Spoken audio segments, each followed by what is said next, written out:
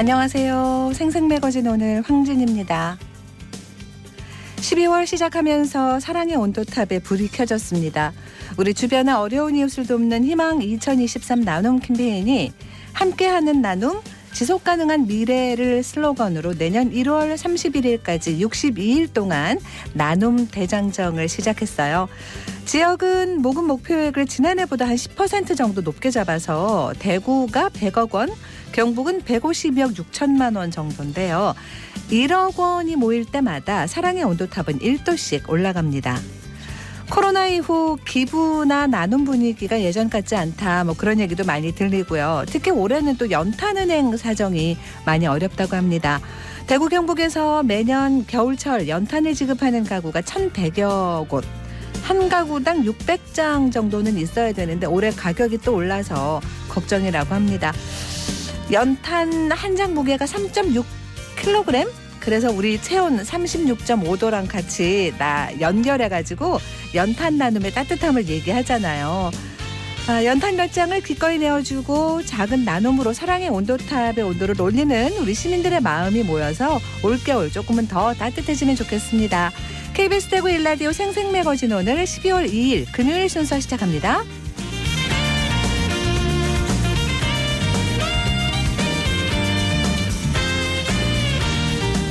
생생매거진 오늘은 대구와 경북 장민 모두가 함께하는 시사정보 프로그램입니다. 오늘도 청취자 여러분 곁에 한 걸음 더 가까이 다가갑니다.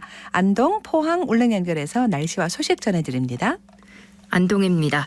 오늘 아침도 안동 지역 영하 6도 보이면서 매서운 추위가 이어졌습니다. 한낮 최고 기온은 5도 보이며 오늘 낮부터 내일까지는 서해상에서 남서풍이 유입되면서 기온이 점차 올라 평년 기온을 회복하겠는데요. 하지만 다시 찬 공기가 남하하면서 모레 낮 기온은 내일보다도 5도 이상 떨어지고 다시 한파가 나타나겠습니다. 면역력 관리에 더욱더 신경 써주셔야겠습니다. 건조특보가 발효된 경북 북동산지에는 대우기가 매우 건조하겠습니다. 산불 발생하지 않도록 각별히 주의해 주시기 바랍니다. 안동시가 산림의 공익적 기능에 기여한 공로자를 선정하는 2022년도 경상북도 산림환경대상을 수상했습니다.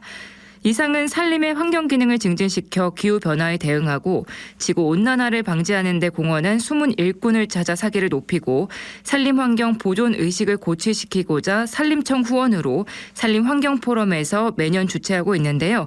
수상 분야는 자치, 입법, 정책, 행정, 교육, 임업, 단체로 총 7개 부문으로 안동시는 자치단체 부문에 선정됐습니다.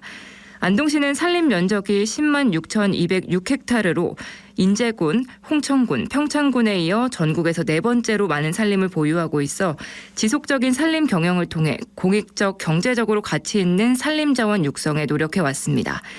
특히 최근 들어 지구온난화에 따른 급격한 기후변화로 산불이 대형화로 변화하는 추세인데요.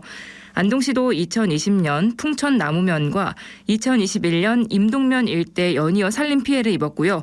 피해 고사목에 대한 긴급 벌채와 복구 조림을 연차적으로 시행해서 신속한 복구로 2차 피해를 사전에 예방하는 성과를 거둔 점이 높은 평가를 받았습니다. 안동에서 전해드렸습니다. 이어서 포항에서 전해드립니다. 경북 동해안 지역 오늘도 추운 날씨 이어지겠습니다. 영하권의 추위와 함께 아침 시작했는데요. 오늘 낮 최고 기온은 포항이 7도, 경주와 영덕, 울진이 6도의 분포를 보이면서 어제보다는 다소 높겠지만 추위는 이어집니다. 외출 계획하시는 분들은 옷차림 따뜻하게 해주시고요. 또 경북 동해안 지역도 건조한 대기 나타나고 있습니다. 화재 예방에도 각별히 신경 써주시는 것이 좋겠습니다. 포항과 울진에서 지역민과 관광객이 함께하는 경북 동해안 오선지 등대 음악회가 열립니다. 오선지는 바다 오션과 경상북도를 합한 단어로 경북 환동의 5개 시군을 아우르는 해양 레저 관광 공동 브랜드인데요. 음악회는 포항에서는 3일인 내일 오후 4시 호미곶 등대 박물관 앞에서 개최되고 울진에서는 오는 10일 토요일 오후 4시에 연어공원에서 열립니다. 다양한 장르의 공연과 추위와 함께 특산물 장터와 참여 이벤트 등 여러 행사들이 함께 진행될 예정인데요. 이번 음악회는 바다, 등대 음악과 함께 일상에 지친 몸과 마음의 위로와 힐링을 얻을 수 있게 하고 또한 등대가 최근 관광 명소로 자리를 잡고 있어 그 의미를 더하기 위해서 마련이 됐다고 합니다. 특히 호미곶 등대는 국제항로표지협회가 주관하는 2022년 올해의 세계 등대 유산으로도 선정된 바 있습니다. 지금까지 포항이었습니다. 이어서 울릉입니다. 울릉도와 독도는 흐린 하늘 아래 눈이 내리고 있습니다. 현재 기온은 어제와 비슷한 1도, 습도는 80%입니다. 풍랑주의보가 내려진 동해 중부 먼바다에는 서풍이 불면서 1에서 3m의 물결이 일고 있습니다. 오늘 여객선은 대부분 운항 통제됐으니 선사별 운항정보 확인이 필요합니다. 울릉군에서 지역 특산물과 가공품 판촉을 위한 라이브 커머스 교육이 진행되고 있습니다. 라이브 커머스란 실시간 방송인 라이브 스트리밍과 전자상거래를 의미하는 이커머스의 합성어로 실시간 영상을 통해 상품을 판매하는 걸 말하는데요. 농산물 유통에 관심 있는 농업인과 예비 가공 창업자 등 11명의 수강생이 참여한 이번 교육은 지난달 30일부터 오늘까지 진행되고요. 농업 SNS 마케팅, 농산물 브랜딩 등 다양한 주제의 강의와 함께 라이브 커머스 전반에 대한 내용을 배웁니다. 라이브 커머스의 경우 이론 수업에 그치는 게 아니라 수강생 전원이 본인의 제품을 라이브 방송으로 직접 판매하는 실습 과정도 있어 수강생들은 소비자들과 소통하면서 실제 판매하는 경험도 해볼 수 있습니다. 코로나19로 비대면 소비가 증가해 라이브 커머스 같은 온라인 유통판로 확보가 더욱 중요해진 상황에서 이번 교육이 울릉군 농가 판로 확대와 소득 증대에 도움이 됐으면 좋겠습니다. 지금까지 울릉이었습니다.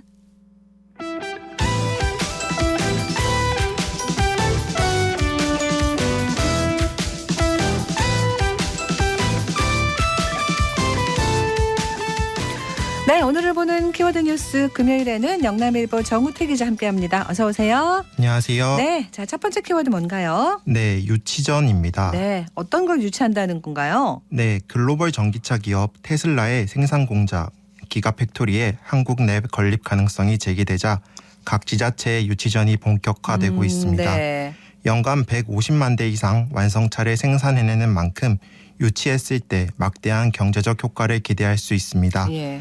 대구와 포항이 후보지로 물망에 오르고 있어 관심을 끌고 있습니다. 지난주에는 또 경찰병원 유치전 얘기도 전해주셨는데 네. 유치전이 치열한 만큼 되면 참 좋겠습니다만 예. 일론 머스크의 한마디에 사실 세계가 주목하는 거고 이 테슬라 전기차는 어떻게 보면 대명사가 됐어요. 네, 맞습니다. 네. 포항시는 가장 적극적으로 나서고 있는 지자체 중 하나인데요. 네. 테슬라 유치팀을 구성해 운영 중이고 지난달 30일 산업통상자원부에 유치 의향서를 전달했습니다. 시는 산업 입지적으로 강점이 있다는 입장입니다. 전통적으로 강한 철강 산업을 바탕으로 차량에 필요한 철판을 공급할 수 있고 경북 배터리 규제 자유특구 2차 전지 기업과 연계도 기대할 수 있습니다. 무엇보다 영일만 항을 통한 수출도 용이한 편입니다. 일단은 뭐 대구하고 아까 포항 얘기하셨어요. 후보지로. 네. 대구는 뭐 입주 조건이 어떤 건데요? 네, 대구 역시 경쟁력이 있는 편입니다. 네. 지역 주력 사업인 자동차 부품 기업이 밀집해 있기 때문인데요. 대구시는 미래 모빌리티 선도 도시를 표방하며 부품의 산업 전환을 적극 지원하고 있습니다. 전기차 핵심 부품인 모터, 감속기 생산이 가능한 내실 있는 기업과 시너지 효과를 기대할 수 있습니다. 또 국가산업단지의 넓은 부지를 확보할 수 있다는 강점도 있습니다. 그렇군요. 테슬라가 아시아 여러 나라 중에 한국에 오고 또 우리 대구나 포항 이쪽으로 오면 진짜 이건 대박인 건데 네. 전망도 뭐 이렇게 할 수 있어요 지금? 하지만 아직 확언하기는 힘든 그렇죠. 상황입니다. 네. 아시아권 제2공장을 한국에 건립할 것인지 결정이 되지 않았기 때문인데요. 정부가 후보지 탐색에 나선 것은 사전에 최적의 입지를 선정해 가능성을 높이기 위한 노력으로 해석됩니다. 네. 대통령실에서도 기가팩토리 한국 유치에 적극 협력하겠다는 의사를 밝히면서 다른 지자체에서도 앞다퉈 경쟁에 나서고 있습니다. 앞서 경기도 고양, 강원도가 유치를 희망한다는 의사를 밝힌 바 있습니다. 그렇군요. 네, 좋은 소식이 들려오면 좋겠습니다. 다음 키워드는요? 네, 양심 선언입니다. 예. 뭐 어떤 얘기예요? 어떤 양심 선언 말씀하십니까? 네, 대구 염색공단 전 간부에 대한 법정 공방이 벌어지고 있는데요. 네. 증인으로 나선 A씨가 재판에서 거짓 진술을 강요당했다며 양심 선언을 했습니다. 지난달 17일 대구지법 서부지원 제1형사부 심리로 열린 재판에서 A씨는 전직 염색공단 간부의 요구로 거짓 진술을 했다고 시인했습니다. 대가로 1억 3,800만 원을 받기로 했지만 돈을 주지 않자 그제서야 사실을 말한 겁니다. 아니 어떤 일이 있었길래 이렇게 돈을 주고 진실을 은폐하려고 했을까요? 네, 1년의 과정을 이해하려면 2009년 있었던 염색공단 유연탄 매립 사건을 되짚어 봐야 합니다. 네. 염색공단은 열병합 발전소를 가동해 동력을 공급하는데 이때 필요한 원료가 바로 유연탄입니다. 유연탄 가격 변동에 큰 영향을 받게 되는 거죠. 네. 2009년 당시 시민단체의 제보로 염색공단 지하에 매립된 유연탄 1만 6천여 톤이 있다는 사실이 알려졌습니다. 공단 측은 이듬해 2월까지 유연탄을 모두 채굴해 연료로 사용하기로 결정합니다. 네. 그런데 시간이 지나 2017년 유연탄 채굴 업체와 비자금을 조성했고 공사 금액을 부풀렸다는 폭로가 나왔습니다. 아, 그러니까 그 비용을 이제 과도하게 책정했다. 비자금을 조성하려고. 네. 여기서 부정이 있었다. 이건 맞나요? 네, 맞습니다. 채굴 공사 금액으로 5억 2천여만 원을 투입했는데 예. 실제 투입된 금액은 이에 미치지 못한 것으로 파악됐습니다. 경찰은 전 이사장을 비롯해 간부 직원을 조사했고 검찰에 송치했습니다. 검찰은 2020년 3월 특정 경제범죄 가중처벌 등에 관한 법률 위반 혐의를 적용해 이들을 재판에 넘겼습니다. 지난달 재판에서 전 이사장 B씨에 대해 징역 5년과 추징금 6,110만 원을 구형했습니다. 또 임직원 2명에 대해서도 3년형을 구형했는데요. 네. 유연탄 채굴량, 매립량을 조작해 공단에 손해를 끼쳤다고 보고 있습니다. 선고 공판도 곧 있겠네요. 중형을 구형했습니다. 그죠? 네, 네. 선고 재판은 오는 1월 12일에 열릴 예정입니다. 예. 피의자들은 여전히 혐의를 부인하고 있는데요. 최후 진술에서도 억울함을 호소했고 일부 형사 재판으로 자신의 평판에 부정적 영향이 있었다며 오히려 피해가 막심하다고 밝히기도 했습니다. 염색공단 노동조합은 사건의 진상을 밝히고 제대로 된 처벌이 이뤄져야 한다는 입장입니다. 예. 노조 관계자는 현재까지 진행 상황을 봤을 때 무죄 선고가 나오지 않을 것으로 예상하고 있다며 설령 증거 불충분으로 무죄가 선고되더라도 항고가 있을 것이라고 했습니다. 알겠습니다. 예. 자, 다음 키워드는요. 네, 탈모입니다. 네. 자, 탈모는 정말 그 고통받는 분들이 많으시죠? 네, 맞습니다. 네. 대구시 의회가 청년의 탈모 치료 지원을 위한 제도적 장치 마련에 나섰습니다. 조례가 제정되면 광역단체 첫 사례가 되는데요. 김태우 대구시 의원은 대구시 청년 탈모 치료 지원 조례안을 대표 발의했습니다. 어떤 내용인지 궁금합니다. 이건 아마 많은 분들이 기다리실 텐데요. 네, 네. 김 시의원은 환경 변화와 스트레스 등 다양한 원인으로 인해 청년 탈모가 지속적으로 증가함에 따라 탈모 치료에 대한 제도적 근거를 마련하고자 조례안을 발의했다고 취지를 설명했습니다. 네. 또 청년이 탈모로 인한 고통에서 벗어나 사회 구성원으로서 역량을 발휘하고 활기찬 생활을 누릴 수 있도록 틈새 서비스를 지원하겠다고 밝힌 건데요. 네. 올해로 만 37세, 현재 대구시 의회에서 가장 나이가 젊은 김 의원은 주변에 탈모 환자가 많고 매월 수십만 원을 치료에 사용하는 경우가 많아 안타까움을 느꼈다고 하는데요. 대구에 1년 이상 주민등록을 두고 의료기관으로부터 탈모 진단을 받은 19세 이상 39세 이하 청년이 지원 대상이 됩니다. 네. 또 신청 시 대구시가 치료 바우처를 지원할 수 있다는 내용이 담겼는데요. 바우처는 경구용 치료제 구매를 목적으로 신청자가 부담한 금액의 일부를 지원하는 방식으로 지원이 이루어집니다. 네. 뭐 여러 가지 원인들이 있겠습니다만 일단 이 탈모 환자의 연령층이 점점 낮아지잖아요. 젊은 층이 많아지고 그죠? 네, 맞습니다. 네. 국민건강보험공단에 따르면 지난해 24만 3,609명이 병적 탈모증으로 진료를 받았습니다. 네. 2017년에 비해 무려 13.7% 증가한 건데요. 연령별로 보면 30대가 가장 많았고 40대, 20대가 뒤를 이었습니다. 네. 20대에서 40대가 전체 과반수 이상인 62.7%를 차지했습니다. 네, 아마 통과되기를 바라는 분들 많을 것 같습니다. 좋은 소식도 기대하겠습니다. 다음 키워드는요? 네, 제2국가산단입니다. 네, 그 국가산단이 대구는 저기 달성군에 있잖아요, 그죠? 네. 그럼 하나 더 조성한다는 얘기인가요? 네, 달성 구지면에 위치한 대구 1국가산업단지는 지난 2009년 지정됐고 2016년 1단계 조성 사업이 완료됐습니다. 현재도 2단계 사업이 진행되고 있고 공정률은 80% 정도입니다. 제2국가산단 지정을 위한 절차가 현재 진행되고 있습니다.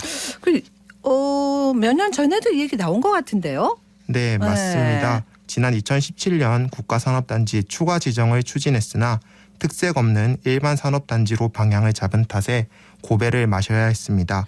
이번엔 특화된 산업을 내세울 계획인데요. 모빌리티를 비롯한 신산업 육성으로 방향을 설정했습니다. 네. 자, 이번에는 그럼 어떻게 좀 긍정적으로 보는 거예요? 이거는 관심을 뭐 지역마다 다 가실 텐데. 네, 현재 네. 안동, 경주, 광주, 대전 등 19개 지자체가 국가산단 지정 후보지 신청을 한 것으로 파악됐습니다. 네. 이 가운데 국토교통부는 8개 내외 도시를 후보지로 최종 선정할 것으로 알려졌습니다. 5년 만에 재도전에 나선 대구시는 신산업 관련 기업들의 신규 부지 수요에 대비해 국가산단 확장, 신산업 벨트 구축을 위해 반드시 유치가 필요하다는 입장입니다. 네. 시 관계자는 후보지 선정 준비 작업에 만전을 기하겠다고 밝혔습니다. 그래요. 이건 결과가 언제 나올까요? 네, 지난주 국책연구기관인 국토연구원 관계자들이 제1국가산단 지정 후보지에 대한 현장 실사를 진행했습니다. 지리적으로는 제1국가산단에 비해 대구 도심에 더 가까운데요. 이달 중순까지 평가를 거쳐 다음 달에는 최종 후보지에 윤곽이 나올 것으로 보입니다. 알겠습니다. 다음 키워드는요? 네, 먹통 방지법입니다. 네. 갑자기 먹통 그러니까 지난번에 그 카카오톡 막 주말에 안 돼가지고 네. 되게 고생했던 기억 납니다. 그 얘기인가요? 네, 맞습니다. 네. 데이터 센터 화재로 전 국민이 큰 불편을 겪고 막대한 피해가 발생한 카카오 서비스 먹통 사태 재발 방지를 위한 이른바 먹통 방지법이 국회 상임위원회를 통과했습니다. 네. 국회 과학기술정보방송통신위원회는 지난 1일 전체 회의를 열고 국민의힘 박성중, 최승재 의원과 더불어민주당 조승래 의원이 각각 발의한 방송통신발전기본법 일부 개정안을 통합 조정해 본회의로 상정했습니다. 네. 아, 근데 이제 우리 주변에 이게 예를 들어서 뭐 국가가 어떻게 시행하는 이런 것까지 카카오톡을 우리가 활용을 하다 보니까 네. 너무 진짜 막막하고 이 서비스가 이렇게 멈추면 안 될 텐데란 걱정을 했습니다. 이 먹통 방지법 어떤 내용이 들어갈까요? 네. 법안은 방송통신 재난관리 기본계획에 포함되는 주요 방송통신 사업자 대상을 데이터센터 사업자와 플랫폼을 서비스하는 부가통신 사업자로 확대했습니다. 네. 그동안 이동통신 3사 등 기간통신 사업자, 지상파 방송, 종편 보도 방송 채널 사업자에 해당했는데요. 네. 또 재난 관리 계획 내용에 데이터 센터 보호 등에 관한 사항을 추가했습니다. 알겠습니다. 오늘은 여기서 마무리를 해드리겠습니다. 고맙습니다. 네, 감사합니다. 오늘 보는 키워드 뉴스 영남일보 정우택 기자와 함께했습니다.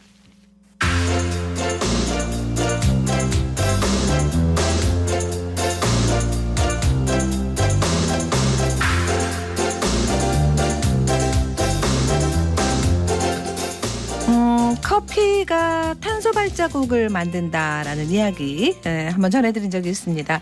대구 수성구에서 커피박 수거 사업을 하고 있어요. 이 커피 찌꺼기를 커피박이라고 하잖아요. 이 커피박을 농가에서 재활용을 한대요. 김현지 리포터가 취재했습니다. 어서 오세요. 네, 안녕하세요. 네. 우리나라는 커피 공화국이라 불릴 정도로 커피 소비량이 많습니다. 현지 씨도 좋아하나요? 네, 그럼요. 네. 네, 한 사람의 연간 커피 소비량이 367잔으로 세계 2위인데요. 여기에 커피 전문점 수는 세계 1위입니다. 인구 100만 명당 커피 전문점 수가 1,384개로 2위 일본의 2배를 훌쩍 뛰어넘습니다. 네. 이렇게 커피를 많이 마시는 만큼 많이 배출되는 게 원두를 내리면 나오는 커피 찌꺼기, 그렇죠. 이 커피박입니다. 네. 커피박을 일반 쓰레기로 처리해 소각할 경우 톤당 338kg의 이산화탄소가 발생하는데요. 대구 수성구가 올 3월부터 탄소 중립 실현을 위해 커피박 수거 사업을 진행하고 있습니다. 수성구에 있는 카페를 돌면서 커피박을 수거하는데요. 그 현장으로 가보시죠. 안녕하세요. 수고하러 왔습니다. 네, 수고하십니다. 가져가세요. 네, 오늘 양이 이틀밖에 안 됐는데 양이 참 많네요. 네, 손님 좀 오셨나 봐요. 수고 많으십니다. 예, 고맙습니다. 네, 사장님 오늘 날씨가 추운데 양이 참 많네요. 네네. 뭐 ESG 차원에서 이렇게 해주시니 감사드리고 앞으로도 잘 부탁드리겠습니다. 커피는 하루에 몇 잔 정도 나가나요? 100잔? 100잔 정도? 이틀에 한 번씩 이렇게 와서 수거하시면 그래도 그 정도로 많이 쌓이니까 또 이틀에 한 번씩 오시는 거겠어요. 아, 네, 그렇습니다. 저희가 찌꺼기가 많이 나오거든요. 그래서 이제 이런 부분에 대해서 이제 해주시니까 감사드리는 거. 그럼 한 번 가실 때 몇 군데 카페를 좀 도세요? 월, 수, 금이 최고 많아요. 그중에 이제 월요일 날이 최고 많고요. 양이 많은 데마다 저희들이 가는 횟수가 달라요. 양이 없는 데는 일주일에 한 번 가고 양이 많은 데는 일주일에 3번씩 가요. 월요일에는 주말이라서 수거를 못했기 때문에 2톤 정도 나오고요. 일주일에는 5톤 정도 됩니다. 수성구에는 500개 정도의 커피가 있는데 저희들은 172개를 지금 하고 있습니다. 그럼 이제 가보면 일일이 가져가야 된다는 거죠? 네, 그렇습니다. 네. 차로 카페를 다니면서 수거하고 있었는데요.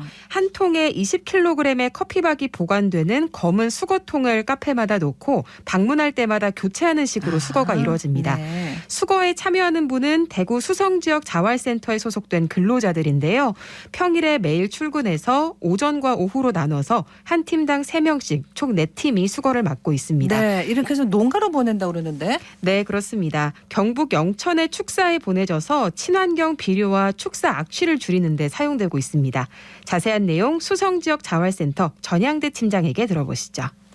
작년에 그 경북 영천에서 커피박 상생 협력이라는 이제 모델을 만들면서 저희 수성구 지역에도 커피 사용량도 많고 이런 환경적 특성이랑 이제 정책 변화에 대한 이제 정책적 특성 이런 걸 좀 반영해서 저희 수성구에도 이런 사업을 했으면 좋겠다 생각해서 일자리 창출 목적으로 사업을 진행하게 됐습니다. 이 수거한 커피박은 언제 어느 농가로 보내지나요? 요 수거한 커피박을 이제 바로 뭐 저희가 뭐 농가로 이렇게 보내지는 건 아니고요. 경북 영천시 그리고 경북환경보건연구원 그리고 경북광역자활센터랑 이렇게 협력을 해가지고 커피박을 수거해서 경북환경보건연구원으로 보내고 거기서 처리 과정을 통해서 농가로 보내지는 이런 구조를 좀 만들었는데 경북환경보건연구원으로 집화가 되면 그쪽에서 이제 처리 과정을 통해서 농가로 이제 보내지게 되기 때문에 정확한 일정은 좀 저희가 모르는 편이고 영천에 한 11군데 정도 이렇게 업체로 축사로 보내지고 있는 걸로 알고 있습니다.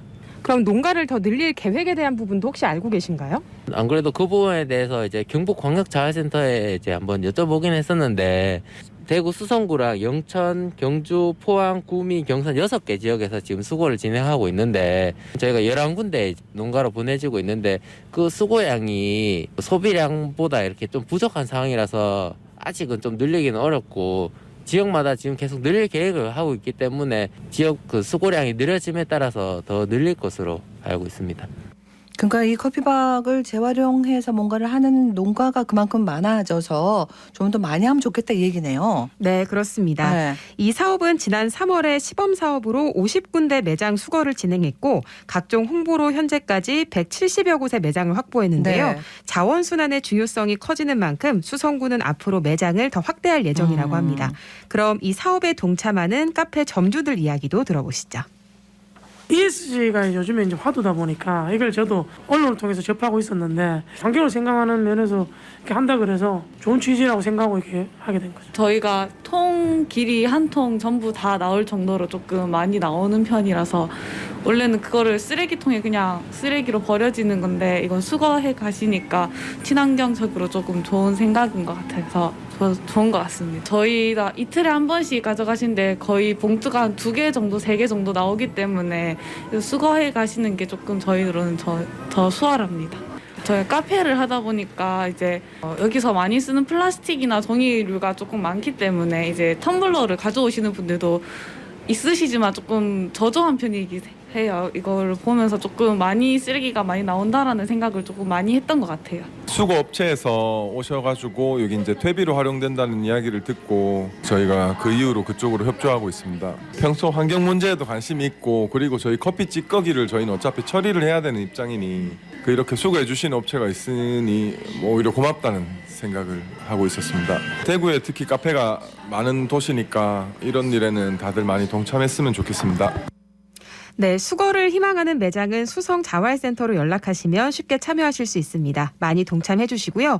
이 사업이 수성구뿐만 아니라 대구와 경북 전체로 확대돼서 탄소 중립 실천을 위한 움직임이 더욱 많아지길 기대합니다. 그래요. 잘 들었습니다. 네, 고맙습니다. 김현지 리포터였습니다.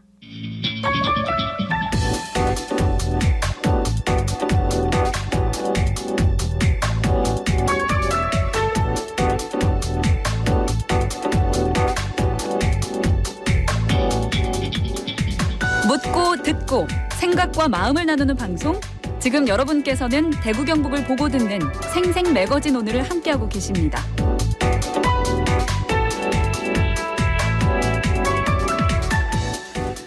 대구의 문화예술인들을 다시 만나고 기억하는 시간, 천재의 삼각지대, 도시를 읽어주는 남자 권상구 씨와 함께합니다. 어서 오세요. 안녕하세요. 네, 대구의 독립운동가이자 서재학자 이원식 선생이 남긴 옥중일기에 기록된 인물들 조명해보고 있습니다. 오늘은 어떤 분 소개해 주시나요? 네, 그 지난 회에 이상정 장군을 저희가 다뤘었죠. 네. 그때 1946년 조선 복식고를 쓴 이여성 얘기를 잠깐 했었는데요. 오늘은 그분을 다뤄보겠습니다. 이여성. 네. 네. 그 이원식의 일기장에는 그의 동생인 화가 이케데만 적혀 있는데요. 오. 형의 이름은 나오지 않죠. 네. 그래서 대구가 특이한 게 동생의 이름은 나오는데 그러니까요. 형은 이렇게 그거 뭐 생략되는. 많죠. 네. 네. 이상화의 형 이상정도 그러하고 맞습니다. 그리고 현진건의 형 현정건도 그러하죠. 특이한 것은 박태원의 동생 박태준이라는 표현이 있는데 박태준이 알려져 있지만 이 일기장에는 박태원의 동생 제시 박태준 이렇게 적혀 있습니다. 네. 그만큼 형이 더 유명했던 사람이라는 걸 알 수가 있죠. 아, 근데 우리는 오히려 동생을 진짜 대체로 다 그렇네요. 네. 동생을 다 기억하고 더 훌륭하신 분들 어떻게 보면 다 훌륭하지만 오히려 우리는 잘 모르고 있고. 그 대구 말에 그 형을 저거 이렇게 희라고 표현하잖아요. 시아도 하잖아요. 네, 희야라고 표현하고. 그래서 형보다 형만한 동생 없다. 형만한 아우 없다. 이렇게 표준어로 하면. 네, 그 말이 생각이 나네요. 아, 그렇습니다. 네. 잠깐 말씀하셨습니다만 조선 복식고를 쓴 사람이다. 그 한민족의 한복, 복식의 역사를 연구한 건데 그럼 이 여성 이분도 그림을 그리는 분이다. 네. 그가 두각을 나타낸 시점은 이제 1923년 이상정과 함께 그 벽동사 활동을 했다는 거고요. 네. 그리고 1944년에 그 서화협회에서 어가소등이라는 작품으로 입선을 하게 됩니다. 그리고 1935년에는 청전 이상범과 이인전을 개최하는데요. 이상범 이러면 좀 들어본 직한 분이시죠. 네. 그리고 그 이분들이 추구했던 것은 왜 그 조선시대 때 그 산수화가 좀 관념적이잖아요. 뭐 신선이 앉아 있거나 뭐 그 강태공이 있거나 보통 현실 상황과는 좀 더 동떨어져 있는 풍경들이 있는데 이 사람들은 그 서양의 그 소묘 기법을 활용을 해서 구체적이고 실제적인 조선 시민들의 삶을 그렸던 걸로 알고 있고 그리고 직업적으로는 그 동아일보 미술 기자로 활동을 하면서 사파나 도안을 그리게 되는데 와 정말요? 네. 그래서 1936년 송기정 일장기 말살 사건에서 강제사직을 당하게 됩니다. 네. 이 일장기 사진 빨간 부분을 하얀색으로 덧칠해서 지웠던 그 미술 기자 중에 또 한 분이시구나. 네. 그러면 동아일보를 떠난 뒤에 이제 우리 복식사 연구를 막 하신 거예요, 본격적으로? 네. 그래서 이제 글 쓰고 그림 그리는 지식인이기 때문에 1941년에 그 오늘 주제가 되는 조선 복식고의 그 첫 번째 작품이라고 할 수 있는 조선 복색 원류고를 쓰게 됩니다. 말 그대로 조선의 복색이 시작이 뭐냐 뭐 이런 건데요. 오늘 저도 패션은 약간 조선시대 컨셉으로 왔는데요. 네. 그래서 보통 우리가 조선시대에는 우리 뭐 그 백이민족이라는 표현이 있는데 실질적으로는 흰옷을 계속 금지를 시켰답니다. 조선시대예요? 네. 그래서 그 조선은 이 동북아시아에서 오행 중에 나무목에 해당되므로 항상 청색 옷을 입어야 한다는 게 이제 사대부의 생각이었고요. 그리고 흰 옷을 입으면 우리 초상 때 입게 되는 소복이랑 겹치게 되죠. 그러다 보니까 당시에 진홍색, 다몽색, 옥색 그리고 흰색은 그 외국 손님을 맞을 때는 착용하지 않았다 이렇게 하고요. 그래서 결과적으로는 통치의 결과다. 조선의 의복은 통치의 결과다라는 결론을 만들게 되었습니다. 아니 근데 어떻게 그런 거에 관심을 가지시고 네. 책으로 내야겠다는 생각을 어떻게 하셨을까요? 난 그게 너무 신기한 것 같아요. 당시에 그 썼던 또 기고 시리즈를 보면 숫자 조선 연구라고 있어요. 숫자? 예, 수요? 숫자로 조선을 얘기한다는 거죠. 요즘 개념으로 치면 빅데이터 조선. 그만큼 큰 어떤 지식인이었다는 거죠. 네. 그러면 복식 자료가 조선시대 거를 연구할 만한 그런 자료가 있었냐는 거죠. 네. 그래서 그 후속작으로 이제 조선 복식고 준비를 하게 되는데 그 중국 쪽 사서가 왜 많잖아요. 기관전부터 시작해서 그렇죠.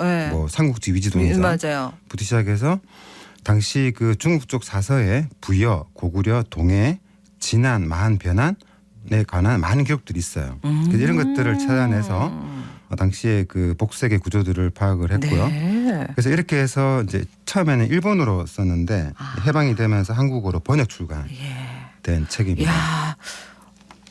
이 책은 좀 이렇게 예를 들면 다시 뭔가 좀 발행을 지금까지도 계속 우리가 만날 수 있는 거. 네, 계속 이제 해제가 달리고 그죠. 계속 리프린트되는 그런 책으로 알려져 있고요. 네네. 그때 당시 그의 글을 보면 이 복식을 어떻게 해석하냐면 이제 생활 문화로 해석을 사실은 했다는 맞죠. 거죠. 옷은 우리 생활하고 현재적 개념으로 맞습니다, 지금 해석을 하고 있다는 거고. 그렇죠. 최근에 그 문화재청에서도 그 무형문화재로 등록된 그 한복생활이라고 하는 걸 들어보셨습니까? 그러니까 우리 보통 한복이 이제 문화재가 되겠지 생각하는데 그렇죠. 올해 7월 달에 한복 생활, 한복을 입고 생활하는 게 무형문화재가 된 이제 그런 어떤 시각들을 당시에도 가지고 있었다는 걸 알 수가 있는 거죠. 네. 진짜 그 발상의 전환이네요. 한복을 입은 생활, 한복 생활이 무형문화재. 그러니까요. 그래서 그것뿐만 아니라 당시에 그 책 부원구라고 하는 기록에 고구려 복식이 기록되어 있는데 고구려 복식. 읽어보면 공식 모임에서는 모두 금수, 그러니까 금으로 장식된 수와 금은으로 차림을 하였다. 얼마나 금과 은이 많으면. 네. 그리고 대가와 주부는 모두 머리에 수건을 썼다.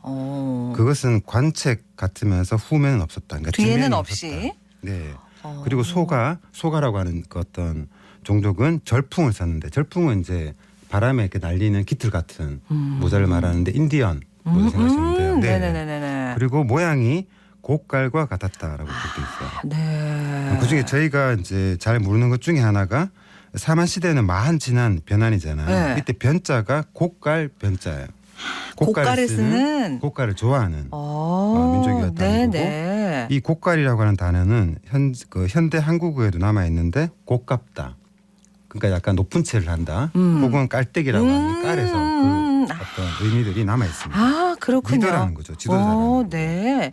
아니 조선시대 복식도 복식인데 그러면 더 거슬러 올라간다는 거잖아요. 그렇죠. 고구려 복식을 연구했다는 거. 그뿐만 아니라 당시에 이제 만주국이 세워지면서 이제 어떤 고토들이 이제 그 발굴들이 되게 되잖아요. 네. 그러면서 고구려 무덤이 발굴이 되었는데 대표적으로 우리가 무용총이라고 알려져 있는 그 어떤 춤사위 기억나시나요? 춤을 추고 있는. 네, 알죠. 그게 무용총의 그 옷이 쉽게 말해서 그 시절의 옷이라는 거죠. 그래서 그거를 직접 그 제작을 해서 당시에 이화여전에 다니는 학생들한테 직접 입혀서 사진으로 찍어서 이 책에 냈던 사람이라는 거죠. 네, 대단합니다. 대박이다 진짜. 그리고 그때 무용총에 춤추는 사람을 보면 그 긴 소매춤이라고 하는데 이 소매가 상당히 길어요. 현대 우리 두루마기들은 소매가 짧잖아요. 그런 것들을 보면 이 당시에 고구려 사람들이 어디에서 왔던 사람들일까를 연상해 볼 수 있는 그런 복식을 가지고 있다는 걸 알 수 있습니다. 어디에서 왔다는 거예요? 우리는 안 입는 건데. 네, 정확하지는 않지만 이 중앙아시아에 있는 티베트 쪽 중에 한 분, 그러니까 장족이라고 하는 종족은 아직도 긴 소매를 입고 다녀요. 우리 소매보다 훨씬 긴 거요? 네, 춤도 그렇게 추고요. 우리 왜 그 전통 춤 출 때 보면 아주 길게 해서 이렇게 그렇죠. 춤 추시는 거 있잖아요. 네. 그래서 생활 속에서는 이 긴 소매가 이제 그 온대 지방이다 보니까 이제 짧아지고 이 전통 연희, 그러니까 네. 전통 예술에서는 네. 살풀이, 광대춤, 그러니까 그런 거. 광대놀이에 그죠. 그대로 남아 있다는 거죠. 네. 그러니까 이거를 1940년대 초반에 연구를 네. 하고 책을 쓴 거에서도 안 멈추시고 학생들한테 그렇게 그대로 만들어서 입혀가지고 네. 찍어서 책에 넣었다는 거 아니에요? 네. 그래서 제가 좋아하는 이 대구 사람의 특질을 전형적으로 또 가지고 있는데 구체적이고 실질적인 사람이다. 네. 대구 사람들이 그래요? 하여튼 저의 개인적인 주장입니다. 네. 알겠습니다. 그리고 이 여성 사실은 이 사람의 어떤 그 쓴 책이나 글보다는 네. 이 사람의 활동이 더 중요한데요. 네. 그 1920년대 그 기사를 뒤지다가 김약수라고 하는 사람이 이제 사회주의자였는데 네. 대구의 천혜여관에서 잡혔다는 기사를 제가 유심히 읽었던 기억이 있는데 이 사람의 그 재판 기록을 보니까 북풍회 소속이었는데 이 네. 북풍회가 박헌영, 조봉암이 활동했던 화요회 전신입니다. 그러니까 한국 사회주의자의 계보를 가지고 있다는 건데 이 사람의 그 이름이 여성인데 좀 특이하지 않습니까? 네, 여성이라서 여자인 줄 알고 막 예, 그럴 그래서 수도 있을 거 아니에요. 찾았더니 이 김약수라고 하는 사람이 이 여성의 친구였는데 이 약수라고 하는 이름이 물과 같이 같을 약자 물술자를 써서 물과 같이라는 의미를 가지고 있고 그리고 김원봉 약사는 김원봉 그러니까요 산과 같이 약사는 산과 같이 네. 뭔가 느낌이 오시죠? 네. 이분들의 관계가 그리고 이 그 여성은 이 여성의 원래 이름은 뭐예요? 본명은 이명건이었는데 명건. 이 사람은 별과 같이 여성. 같을 여자 별성자 여성. 예, 그래서 찾아봤더니 네. 이 트로이카의 호를 지어준 사람이 김원봉의 고모부였던 독립운동가 황상규였다는 걸 알게 되고요. 그 이 세 사람이 1918년 중국의 남경에서 같이 유학을 가게 되면서 네. 호를 받았던 그런 궤적들을 발견하게 되었습니다. 너무 멋있네요. 네. 김약수, 약수 물과 같이, 약산 산과 같이. 오, 여성 별과 같이. 네. 그러니까 이제 김원봉과 유학을 같이 하고 네. 네. 이후에는 이분은 그럼 이 여성 이분은 어떻게 네, 사실 그래서 거예요? 어떻게 정리해 보면 이 사람은 이제 그 사상적으로는 사회주의자였고 네. 그리고 아주 많은 데이터를 이렇게 당시에 그 언론 지상에 알리면서 어떤 조선의 그 정체성이나 이런 것들을 좀 연구했던 사람이라고 알 수가 있고 활동 면에서는 대표적으로 사회주의자였는데 해방 직후에는 바로 여운형과 함께 그 사회주의 계열의 당 활동을 시작을 하게 됩니다. 근데 안타깝게 1947년 7월에 여운형이 암살당하게 되죠. 네네. 그러면서 그의 동생과 함께 그는 남한에서 견디지를 못하게 되는 거죠. 그리고 월북을 하게 되고 그 본인이 가지고 있는 어떤 그 지식에 대한 탐구 예. 이런 것들을 계속 이어서 후에 김일성 종합대학의 교수가 됩니다. 네.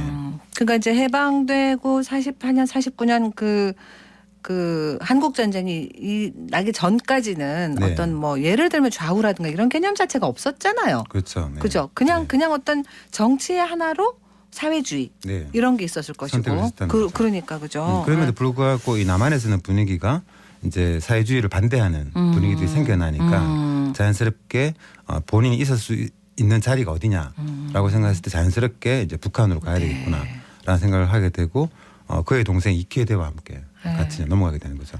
그분이 대구 분이라는 거 아닙니까? 네. 훌륭한 분이 그죠. 그러니까요. 네. 알겠습니다. 천재의 삼각지대 오늘 권상규 씨와 함께했습니다. 고맙습니다. 수고하셨습니다.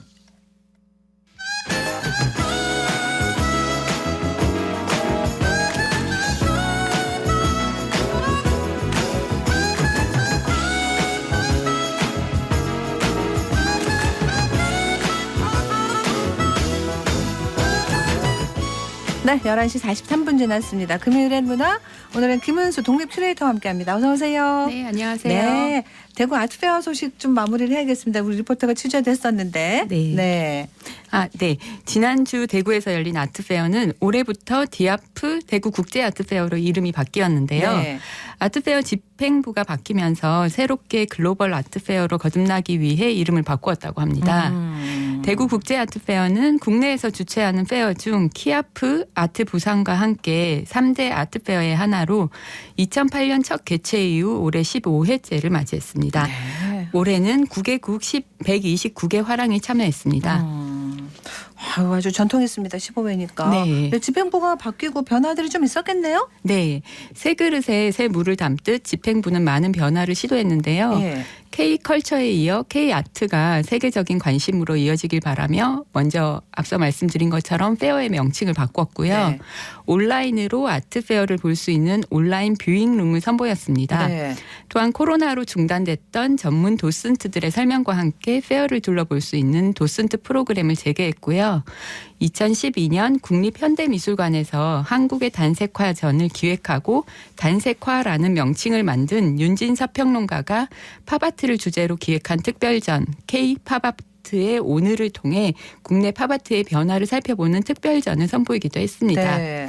또한 페어장 한 켠을 라이브 룸으로 꾸며 다양한 토크쇼와 강연, 세미나를 개최했습니다. 네. 이번 디아프에서는 미술시장에서 새로운 컬렉터로 떠오르고 있는 MZ세대를 겨냥해 MZ운영위원회를 새롭게 조직해 컬렉터의 연령대를 다양화하기 위해 노력한 점도 엿볼 수 있었습니다. 네.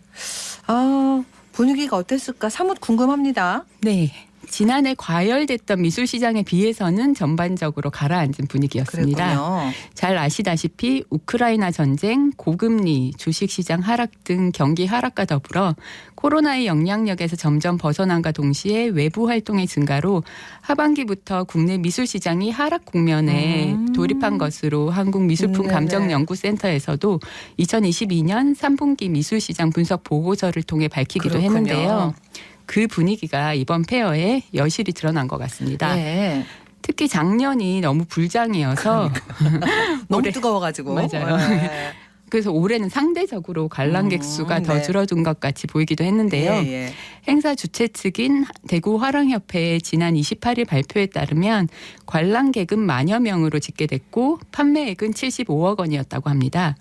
역대 최고 매출액을 기록했던 지난해 판매 실적과 관람객 수에 비하면 20여 % 정도 감소했다고 합니다. 네. 하지만 페어 뒤에 더 많은 판매가 이뤄지기도 하고 미집계된 판매액도 있을 것으로 추정되기 때문에 판매액은 큰 의미가 없다는 것이 제 개인적인 생각입니다. 그렇군요. 사실은 뭐 또 변화를 한다고 그러면 그 가운데서 어떤 또 뭐 이렇게 부작용이라든가 불협화음이라든가 뭐 이런 것들이 또 나올 수가 있는 게 자연적인 흐름이라고 보면 될 거 아니에요. 네, 맞아요. 그죠? 네. 페어 집행부가 이번에 전면 교체되고 새로운 시도를 한 첫 해이고 게다가 미술 시장까지 하락 국면으로 접어들어 판매액이나 관람객이 줄어들다 보니 당연히 불만의 목소리도 있긴 했겠죠. 네. 또 이번에 모바일 티켓팅을 처음으로 시행하다 보니 거기에 대한 불편이 있기도 하고 네네. 또 부스 값이 올란 데 비해 부스 상태가 좋지 않아서 갤러리들이 불만을 터뜨리기도 했습니다. 네. 또 페어 이외에 지역 투어 등 다른 연계 프로그램 등 관람객들이 대구에서만 즐길 수 있는 디아프만의 정체성을 찾아 나가야 한다는 목소리도 있었습니다. 예, 예. 앞으로 집행부가 외부의 의견을 잘 수렴해서 해를 거듭하다 보면 더 발전하지 않을까 기대해 봅니다. 그렇죠? 예, 우리 김은수 큐레이터는 어떻게 보셨는지 궁금한데요. 네. 저도 이번 페어 기간 내내 현장에 있었는데요. 네. 4일 동안 참여하면서 느낀 점은 관람객과 컬렉터의 입장에서는 더 쾌적하게 작품들을 감상하고 구매할 수 있는 기회가 아닌가 했습니다. 관람객이 또 너무 많지도 적지도 않게 적당해서 관람객과 구매를 하기에는 더 좋을 것 같다는 생각이 들었거든요. 네네. 갤러리들 입장에서 이제 들으시면 화가 나시겠지만 갤러리스트들로부터 작품과 작가에 대한 설명을 좀 더 여유 있게 듣고 구매 결정도 여유롭게 할 수 있었고요. 네. 그리고 전국의 아트페어를 평가하러 다니는 심사위원의 말씀에 따르면 디아프가 다른 페어에 비해 공간도 넓고 쾌적하고 또 관람 환경이 다른 페어보다 좋다고 하시더라고요. 아까 이 컬렉터 MZ 세대가 네네. 새로운 한 축으로 떠올랐다 해서 좀 살짝 놀라긴 했는데요. 네. 그렇군요. 이번 페어도 그게 많이 보였나 봐요. 네네. 대구 이번에 페어 옆에 대구 미술협회가 주관하는 청년미술 프로젝트 2022가 같은 공간에서 함께 진행되었는데요. 네. 이 전시의 젊은 실험성이 상업적인 아트페어와 잘 녹아들어서 시너지를 냈던 것 같습니다. 네.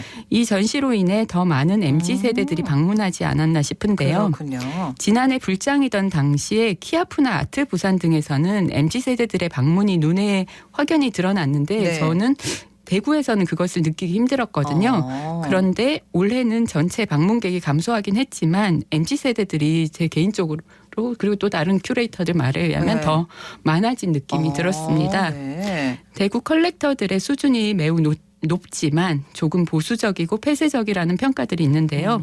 앞으로 변화된 디아프를 통해서 좀 더 개방적이고 다양한 세대를 아우를 수 있길 기대해 봅니다. 그래요. 그러니까 이제 이렇게 또 한 해 평가하고 마무리하고 난 다음에 또 이렇게 정리를 하면 네. 또 다음에 할 때 또 더 괜찮아지고 좋아지고 또 이런 것들 뭐 보충하고 이렇게 될 테니까 그죠? 네네. 알겠습니다. 자 이제 2022년 마지막 달 시작했는데 이 네. 12월에 지역에서 가볼 만한 좋은 전시 있으면 좀 소개시켜 주세요. 네. 대구미술관에서 현재 좋은 전시 3개가 한꺼번에 열리고 있습니다. 1층에서는 지난번에 소개해드린 프랑스의 거장 다니엘 비렌전, 2층에서는 지난해 이인성 미술상의 수상자 유근택의 대화전과 Y 아티스트 전시인 펑키 펑션 전이 동시에 개최되고 있습니다. 네. 대구 미술관에 가면 미술의 거장, 중견 작가, 신진 작가의 전시를 한 번에 볼 수 있어서 저는 항상 즐거운데요. 맞습니다. 네. 오늘 소개해드리고 싶은 전시는 중견 작가 유근택의 대화전입니다. 네. 대구시에서는 매년 대구의 거장인 이인성 작가와 정점식 작가의 이름을 딴 이인성 미술상과 정점식 미술상을 진행하고 있습니다. 그렇죠. 네. 이인성 미술상의 수상자는 수상한 1년 후에 대구 미술관에서 대대적인 개인전이 개최되는데요. 지난해 강묘배 작가의 맞습니다. 전시가 열렸고 네. 올해는 지난해 22회 수상자인 유근택 작가의 전시가 개최되는 거죠. 올해는 또 여류 작가인 윤성남 작가가 선정돼서 내년에 개인전을 갖게 됩니다.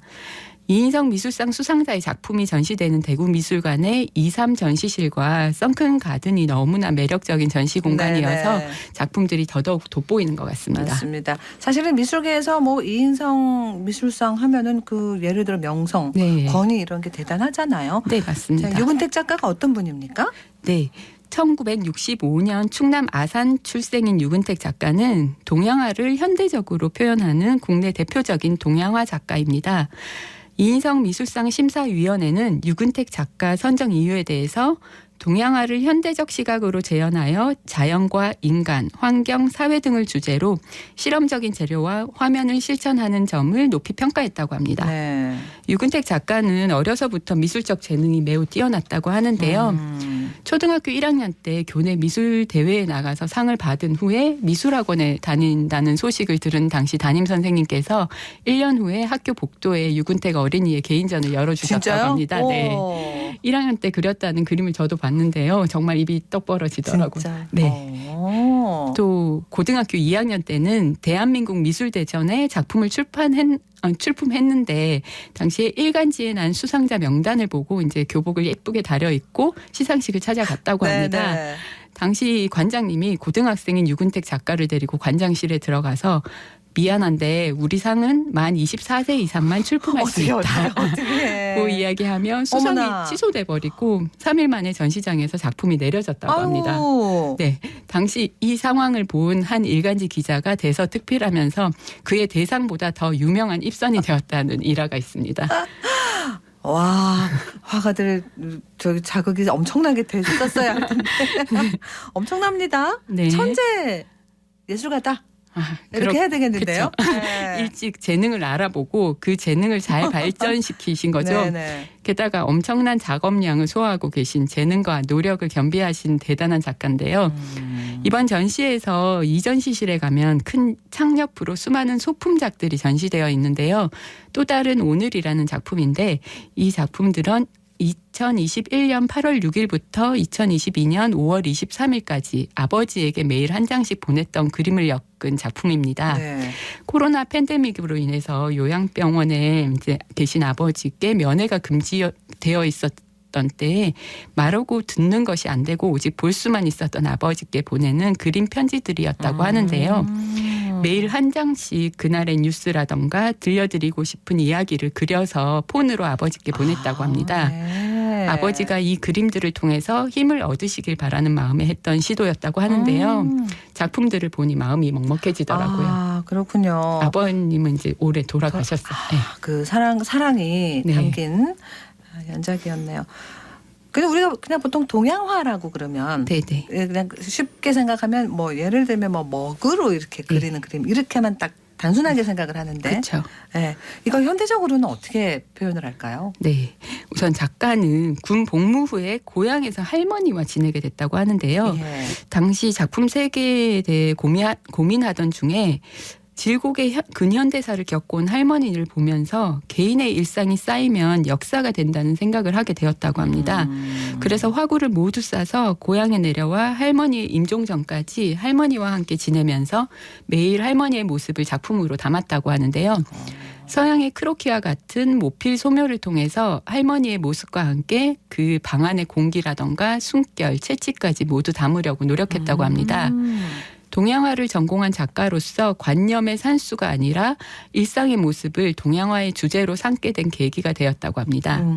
또 전시장에서 작가님의 작품을 보면 동양화가 맞나 하는 생각이 들거든요. 네. 작가는 주제뿐 아니라 표현 기법에 있어서도 전통적인 동양화들과 차이가 있습니다. 우선 한지 6겹을 붙여서 물을 잔뜩 먹여서 철솔로 문질러서 일어난 표면에다가 먹과 색가루를 섞어서 칠을 하는데요. 서양화적인 마띠에르가 드러나게 됩니다. 알겠습니다. 오늘 여기서 마무리할게요. 네. 잘 들었습니다. 고맙습니다. 네. 김은수 독립큐레이터였습니다. 교통정보입니다. 윤가영 리포터. 네, 먼저 시내도로 정보입니다. 신천대로는 서대구 나들목 방향으로 경대교에서 잠깐 차간 간격 좁히는 모습입니다.